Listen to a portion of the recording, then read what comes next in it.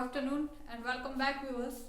This is lecture number 4 on atomic and molecular physics, and this lecture is going to be quite lengthy because we are going to cover 5 topics in this lecture.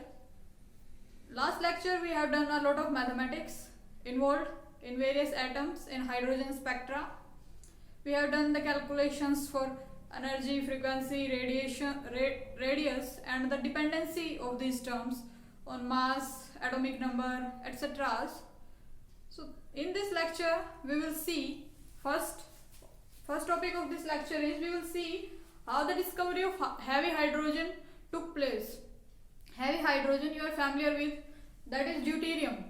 So we will see by analyzing the spectra how the discovery of heavy hydrogen happened.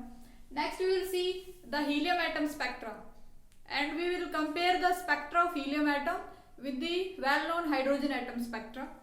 After that we will see Wilson-Sommerfeld quantization rule, and we will see how we can derive the Planck's quantization law and the Bohr's quantization law of angular momentum from the Wilson-Sommerfeld quantization rule. Next we will see the de Broglie's hypothesis to justify the Bohr's quantization of angular momentum, and at the end we will see the Bohr's correspondence principle. This principle is about a correspondence between the classical results and the quantum results. So we will see one by one how these topics are going to be very much interesting. So first we will see the discovery of heavy hydrogen. So note these topics down. So let us start with our first topic, that is discovery of heavy hydrogen. First we will draw the spectra for hydrogen. You are familiar with the hydrogen atom spectra on wave number scale. U is the wave number. On increasing wave number scale, we have hydrogen atom spectra contains some H alpha lines. As I mentioned earlier lectures, in the observed spectra of hydrogen atom contains regular lines, and what the pattern these lines have, there are the decrement in intensity as well as decrement in spacing on higher wave number side. So the decrement in intensity and the decrement in spacing on higher wave number side. So this can be represented in this manner. So this line is H alpha. We are taking into consideration the visible spectra H alpha, H beta, H gamma, H delta and H infinity. So these lines are corresponding to the spectra of hydrogen atom. And if we find the wave number for H alpha line, so you know the formula for wave number, that is R infinity Z square 1 over, for hydrogen atom R infinity is taken as RH after considering the mass finite nuclear mass, N1 square minus 1 by N2 square. In case of Balmer line, N1 is 2 and first Balmer line we have N2 is 3. By putting N1 is equals to 2 and N2 is equals to 3, we have the wave number corresponding to this. You know the value of RH is equals to 10967 centimeter inverse. This is for hydrogen atom. Let me check. 10967. Yes, this is the value for Rydberg constant for hydrogen atom, and the value of N1 is, and the value of N2 is 9. So what we will have 10967, this comes out to be 5 over 36 centimeter inverse. So after solving this, let us see what comes. Let me write directly 15232.92. This comes out to be 15232.92 centimeter inverse. This is the position on wave number scale. This is the position of H alpha line on wave number scale. So we will write 15232.92 centimeter inverse. So this is the position for H alpha line. We can easily find the for H beta, H gamma.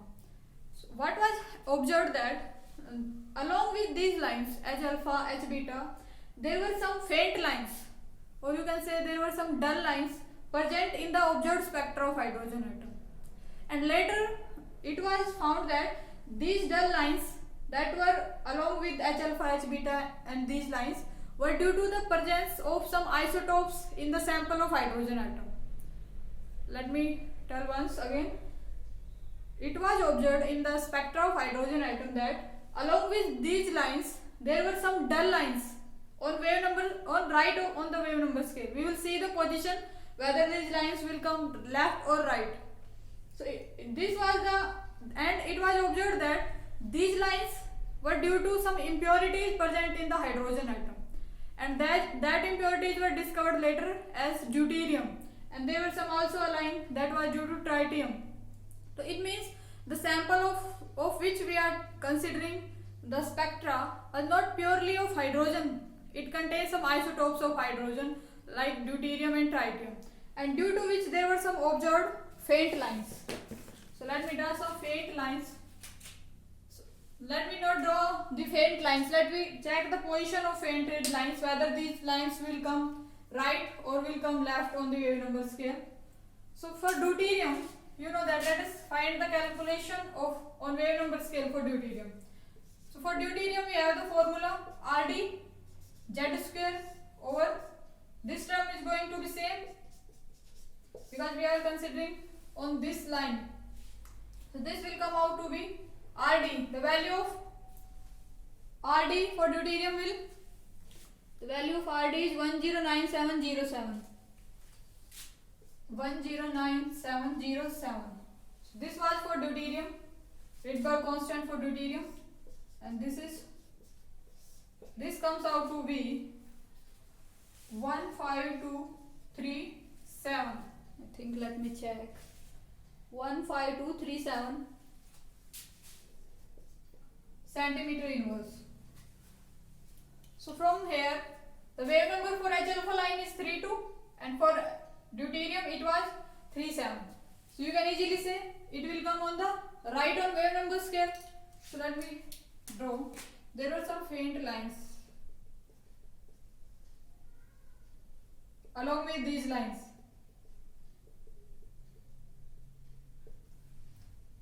And as you know that the difference in wave number is very small, but this small wave number was enough, sufficient for the detection of the heavy hydrogen in the sample. So this is how the discovery of heavy hydrogen took place. Further, there were some lines. There is one line more, that is due to the presence of tritium. We can easily find the position of this line by using the formula for Rydberg constant for tritium that we have calculated in our previous lecture. So this is how the discovery of heavy hydrogen took place. Next we will see the spectra of helium, and we will compare this spectra with hydrogen atom. So let us first write helium atom spectra, and we will compare this spectra with hydrogen atom spectra.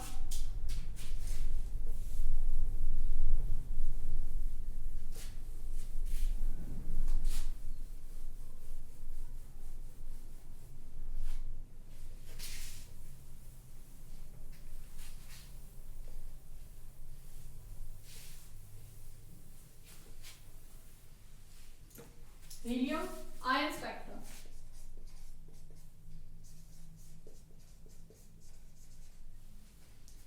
Pickering was the first.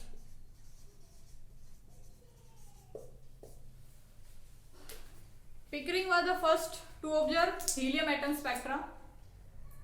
So what he observed that helium ion spectra, so this spectra will be similar to hydrogen atom spectra because this is the same case as of hydrogen atom. So let us first write the position of on wave number scales of this spectrum.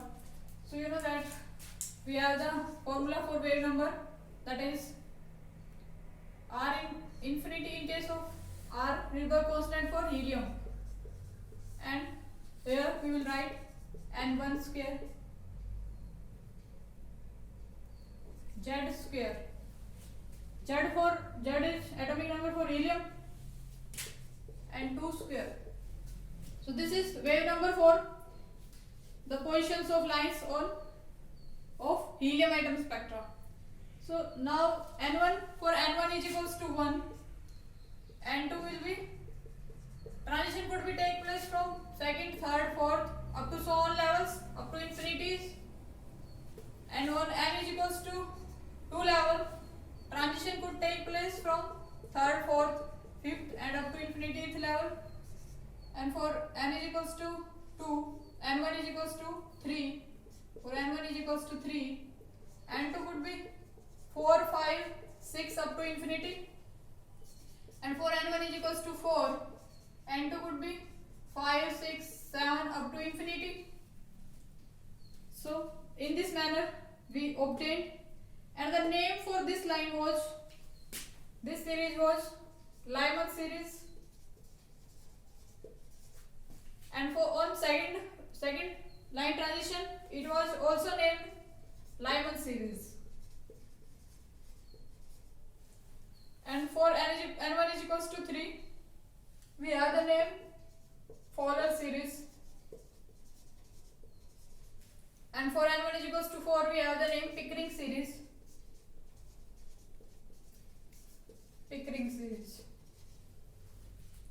We can easily you can make this diagram on the wave number scale.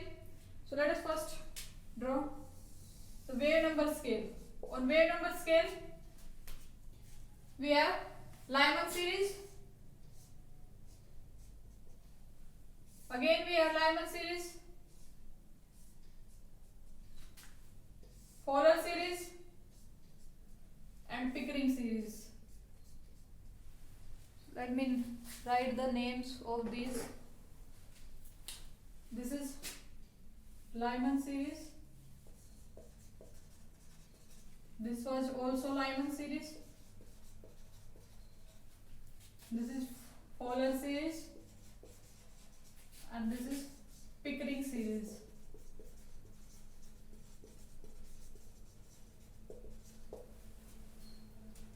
So this is the spectra for helium ion. Next, what was the comparison, what was the relation between this spectra and hydrogen atom spectra? So it was observed by Pickering that the alternate lines of Pickering series, alternate lines means the 6th and the from 8th, from 10th, the alternate positions of the lines from that transition from N level 6th to 4th, 8th to 4th, 10th to 4th. So the lines corresponding to these transitions were identical to the Balmer lines of hydrogen spectra. Let me write what were the similarities between helium atom spectra and hydrogen atom spectra. The alternate lines of Pickering series,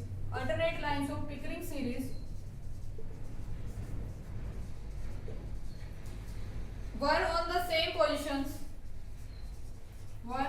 same position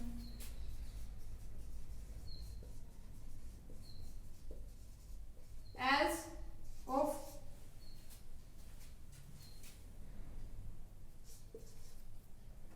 Balmer lines of hydrogen atom spectrum.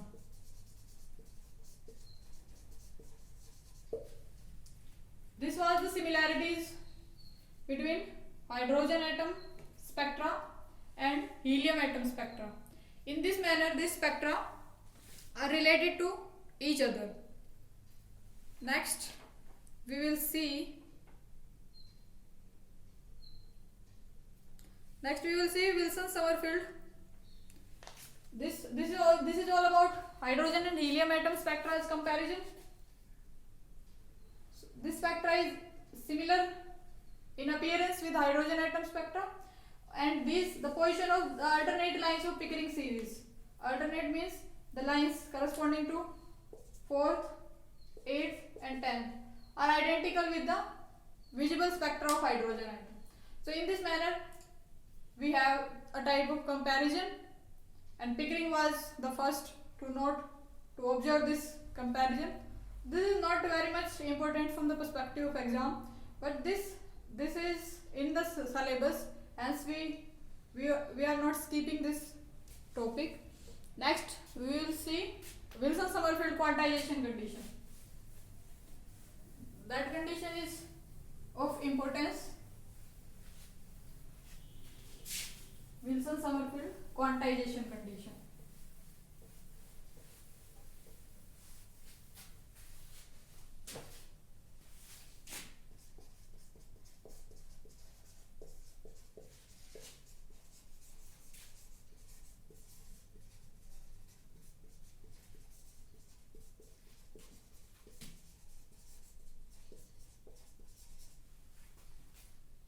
Wilson and Sommerfeld this quantization condition were given in 1916.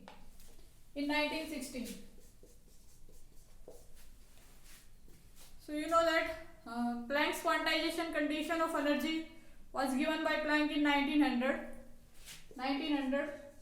Planck's quantization condition, and after that in 1913 Bohr gave the quantization condition or angular momentum, and in succession in 1916 Wilson-Sommerfeld gave a quantization condition. According to the Wilson-Sommerfeld, for any physical system of which the coordinates are periodic function of time, there exists a quantum condition. What was that quantum condition? Let us first write what this law states. After that we will explain a little bit more. So let us first write, for any physical system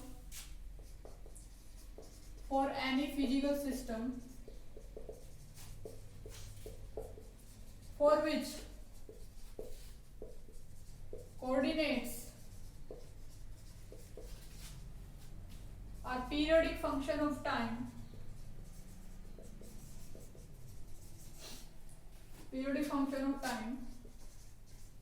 there exists a quantum condition.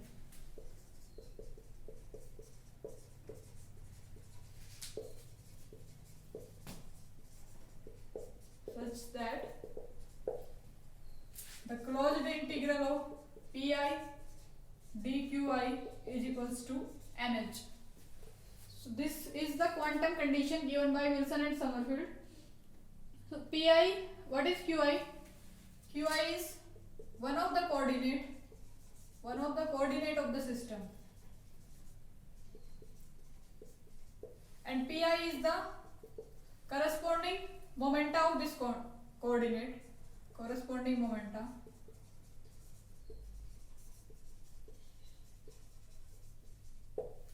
And n is a number, principal quantum number, we will see this later. N is integer, and h is Planck's constant. So this is the condition given by Wilson and Sommerfeld. Now we will see what the Planck's quantization law of energy says. So this is clear. According to Wilson-Sommerfeld quantization condition, for any physical system for which the coordinates are periodic function of time, there exists a quantum condition for that coordinate, and that condition is this: the closed integral over pi dqi is equals to nh. And now we will derive Planck's law of energy quantization and Bohr's law of angular momentum quantization from this condition. So let us first throw light on what is Planck's law of energy quantization and what is Bohr's law of the quantization of angular momentum. So you know that Planck's law of energy quantization, around 1900, Sir Max Planck observed that an oscillator emits and absorbs energy in the form of quanta, in a form of packet of energy. So, Sir Planck said that an oscillator can emit and absorb radiation only in integral multiple of a particular value and not in between the values. Let us first write the mathematical version.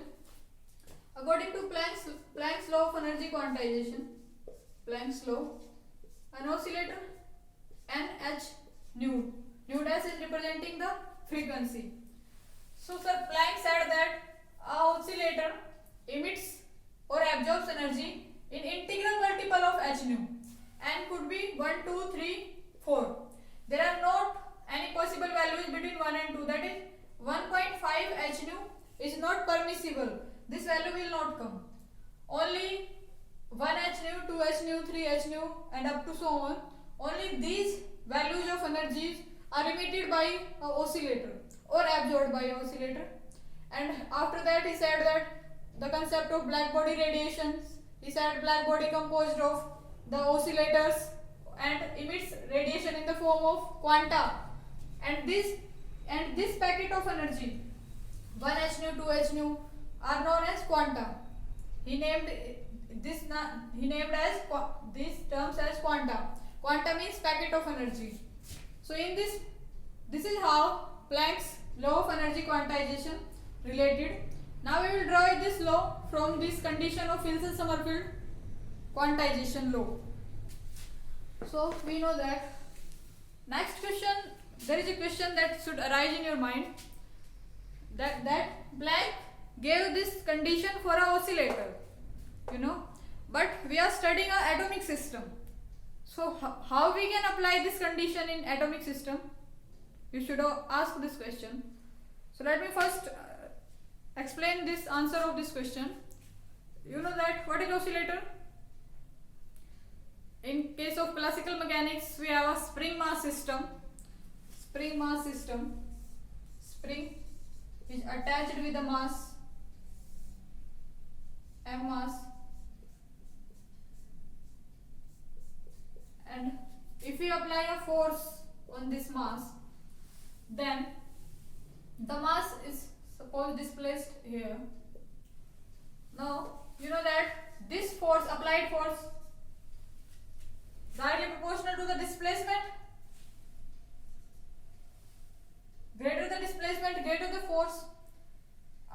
And you also know that this force is, the motion of this object is always directed towards a fixed point. Whether this object comes this direction or this direction, it will always try to come in this direction. So that system is considered oscillator.